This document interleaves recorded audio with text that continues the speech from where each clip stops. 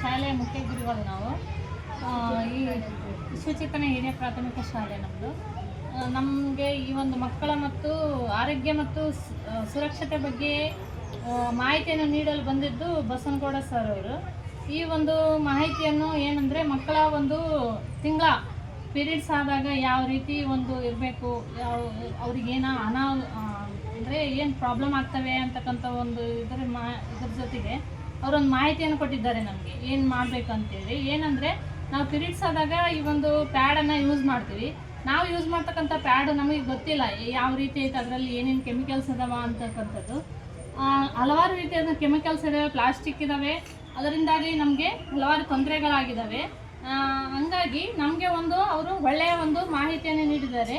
ಏನಂದರೆ, ನಾವು ಪ್ಲಾಸ್ಟಿಕ್ ಇಲ್ಲದು ಮತ್ತು ಕೆಮಿಕಲ್ಸ್ ಇಲ್ಲದ ಒಂದು ಪ್ಯಾಡನ್ನು ಯೂಸ್ ಮಾಡ್ಬೋದು. ಅದರಿಂದವಾಗಿ ನಮ್ಮ ಆರೋಗ್ಯ ಹದಗೆಡಲ್ಲ.